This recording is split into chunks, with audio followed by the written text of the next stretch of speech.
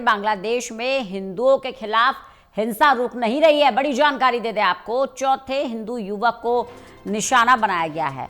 कोकन दास की निर्मम तरीके से जो हत्या की गई, उसके खिलाफ अब लोगों में गुस्सा बढ़ता जा रहा है। 3 लोगों ने कोकन दास पर अचानक हमला किया।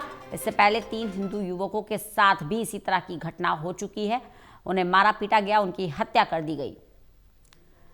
ललित नारायण कांडपाल हमारे साथ, हमारे असिस्टेंट एडिटर जुड़ गए हैं ज्यादा जानकारी के साथ। ललित, कोकन दास की निर्मम हत्या जिसके खिलाफ अब हिंदू समुदाय में गुस्सा बढ़ता जा रहा है, सबसे पहले इस घटना पर विस्तार से जानकारी चाहेंगे आपसे। देखिए रंजना, बांग्लादेश में हिंदुओं पर जो हिंसा हो रही है वो रुकने का नाम नहीं ले रही है और अब इसी कड़ी में जो है कल जो है एक चौथे युवक की हत्या की गई है।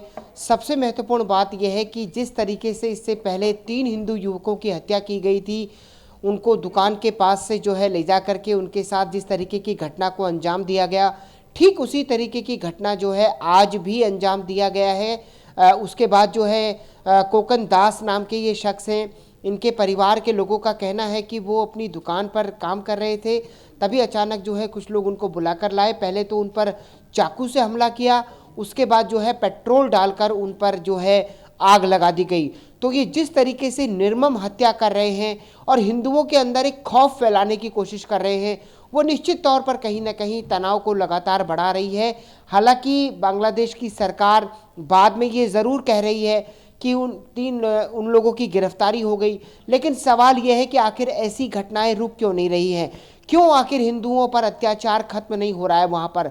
और लगातार जिस तरीके से अभी हमने देखा कि बांग्लादेश में खालिदा जिया की हत्या हुई, उसके बाद हमने देखा कि विदेश मंत्री एस जयशंकर भी वहाँ पर गए थे, लेकिन बावजूद उसके जिस तरीके से एक के बाद एक घटना को अंजाम दिया जा रहा है, उसने केवल बांग्लादेश के हिंदुओं में नहीं बल्कि आसपास भारत सहित आसपास के सभी देशों में रहने वाले हिंदुओं में गहरी नाराज़गी है और तनाव है कि आखिरकार हमारे हिंदू भाई जो वहाँ पर है वो कब सुरक्षित होंगे। और बांग्लादेश वो देश है रंजना, जो एक तरीके से कहा जाए कि जिसकी अर्थव्यवस्था की स्थिति 55% से ज़्यादा जो है हिंदुस्तान पर निर्भर है। उसके बिजली से लेकर उसकी इंडस्ट्री तक, उस पर कई चीज़ों को लेकर भारत जो है घरेलू सामान सप्लाई करता है। उसी की बदौलत ये इंडस्ट्री जो है वहाँ पर खड़ी हो पाई है और भारत ने बड़ी मदद की है।